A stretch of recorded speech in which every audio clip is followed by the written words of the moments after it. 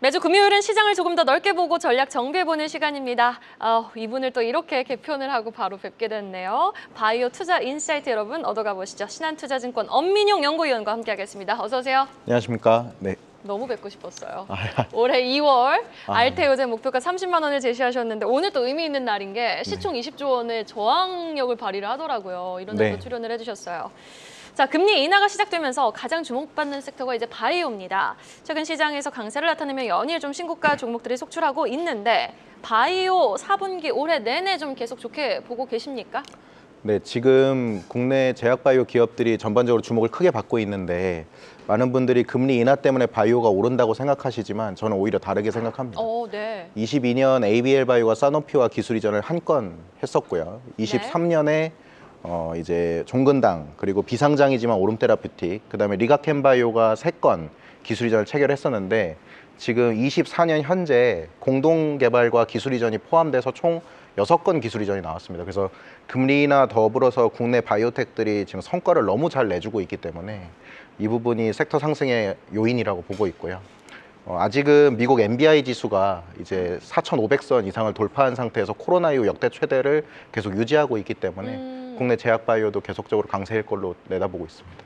네, 알겠습니다. 금리 인하기 때문에 단순히 바이오가 뜨는 것이 아니라 분명한 모멘텀이 유효하기 때문에 바이오가 뜨는 것이다라는 말로 좀 정리를 해볼 수 있을 것 같은데 최근 진짜 주도주가 없거든요. 그래도 활력이 있는 테마가 바로 비만 치료제인 것 같아요. 위고비, 국내 상용으로 파이프라인 또는 신약 후보를 보유한 기업들에도 관심이 집중되고 있는데 현재 지금 국내 업체 개발 상황 등이 좀 궁금하거든요. 위고비, 마운자로 등과 비교했을 때 국내 비만 치료제의 기술력 많이 지금 따라온 상황입니까? 아니면 실체가 없습니까? 사실 국내 제약바이오 기업들 중에서 비만 치료제를 개발하는 기업들은 아직까지 유럽과 미국 시장에 진출할 수 있냐 여부에 대해서는 시간상으로는 아직 좀 제한이 있을 걸로 보고 있습니다.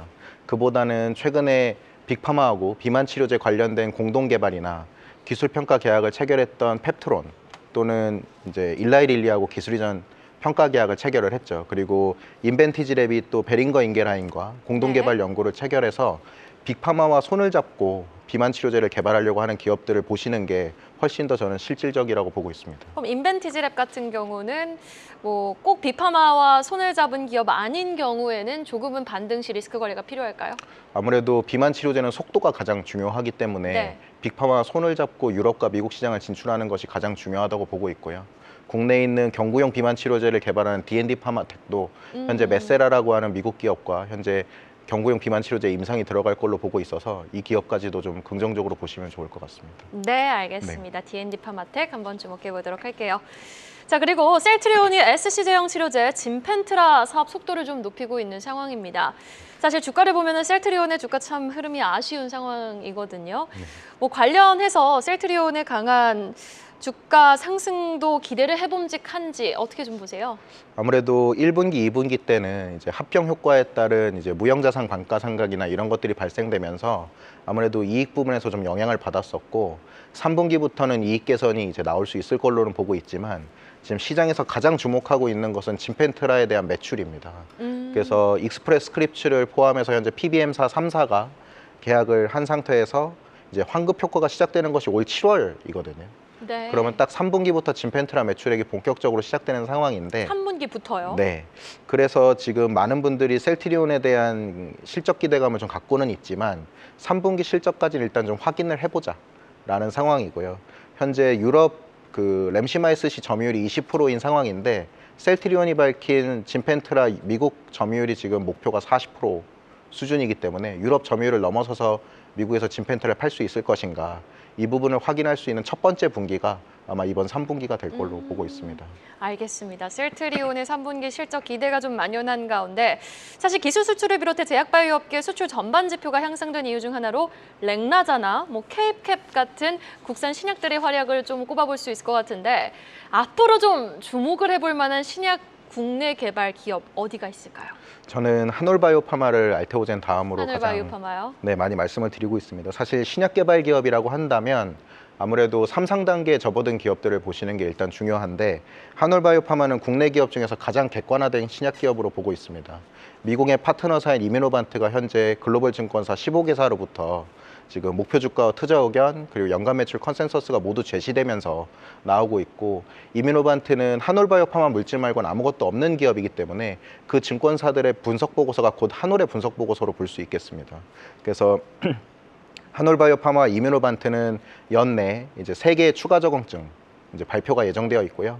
내년 3월까지 2개의 적응증이 추가되면서 이제 자가 면역 시장에서 이뮤노반트와 한올바이오 파마의 계획을 좀 구체적으로 들을 수 있는 시기가 아마 올해 4분기와 내년 1분기가 될 걸로 보고 있고, 또 지금 기존 물질 140 1번 파이프라인에 대한 임상 결과 발표가 또 내년 1분기에 2개가 지금 나와 있는 상황인데, 네. 내년 1분기 임상 결과에 대해서는 굉장히 긍정적으로 지켜보고 있습니다. 그래서 한올바이오 파마도 국내 기업 중에서는 이제 신약 기업으로 좀 주목해서 봐야 되지 않나 말씀드리고 있습니다. 네, 알겠습니다. 지금 또 10월 14일 고점을 경신한 한올바이오파마 추가적인 네. 상승 여력 진단해 주신 만큼 1분기에 임상 결과 나온다고 하니까요. 한번 긍정적으로 지켜보도록 하겠습니다. 알테오젠 이야기 안 해볼 수가 없겠죠. 알테오젠이 각광받기 이전부터 21년부터 늘 탑픽으로 제시를 해 주셨습니다. 주가가 이제 시총 20조 원까지 올라왔어요. 이 시점에서도 계속해서 긍정적으로 주가의 향방을 우상향으로 보시는지, 우상향으로 보신다면 얼마나 더 높게 보시는지 궁금합니다. 사실 지금 현재 제가 목표 주가를 제시한 부분보다는 이제 올라온 상황입니다. 뭐 제 목표 주가를 이제 도달했다고 해서 그냥 상승을 시킬 수는 없고, 이제 기업의 가치나 주주의 가치를 올릴 수 있는 공시가 나왔을 때 그럼요. 이제 목표 주가를 상향할 예정이고요. 지금 알테오젠은 아직도 저평가 구간으로 보고 있습니다. 와, 네. 아직까지 키트루다 피어서 저형에 대한 임상 3상 결과가 발표되지 않았기 때문에 공식적으로 상업화 기업으로는 볼 수 없거든요. 그래서 이 부분이 해소되는 것이 연내일 걸로 보고 있고, 이미 키트루다 피어서 저형에 대한 임상 결과는 머크가 올해 4월에 언급했듯이 전체 생존율이 증가하는 결과를 보였다고 얘기했기 때문에 3상 성공을 넘어서 기존 제품보다 유효성과 부작용이 개선됐을 걸로 보고 있습니다. 지금 현재도 키트루다는 매년 40조 원 매출을 일으키고 있고, 알테오젠의 기술을 통해서 27, 8년 중으로 전체 매출액의 50%를 키트루다 피어서 제형으로 전환할 것으로 얘기했기 때문에 네. 머크 키트루다 피어서 제형 매출이 20조 원은 달할 걸로 보고 있거든요. 거기서 5%의 로열티에 해당하는 그 매출을 인식시키게 되면 알테오젠은 현금 흐름이 1조 원까지 가능할 수 있는 상황이기 때문에 그 시점이 해소되는 것이 이번 3상 결과 발표 시점일 걸로 보고 있습니다. 그 다음에 지금 저희가 그 다음으로 기대하고 있는 가장 중요한 부분이 이제 ADC 그렇죠. 피어서 제형에 대한 기술 이전인데, 이 부분도 알테오젠이 연내 기술 이전을 목표한 만큼 이 부분이 이제 발표될 경우 업사이드는 이제 시작이지 않을까.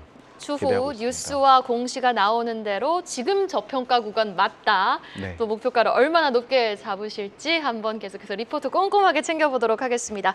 자, 가장 중요한 질문입니다. 뭐 말씀해 주셨다시피 ADC, 뭐 올해는 알츠하이머, 비만 치료제 키워드가 굉장히 많았거든요. 남은 하반기와 미 대선을 지나서도 상반기, 내년 상반기까지 하반기 키워드, 바이오 키워드가 좀 궁금해요. 네, 3개로 좀 정리드릴 수 있는데요. 3개요? 네, 일단 첫 번째는 미국 생물보안법 이슈에 따른 CDMO 기업들의 수혜로 현재 삼성바이오로직스가 가장 대장주로 손꼽히고 있고요.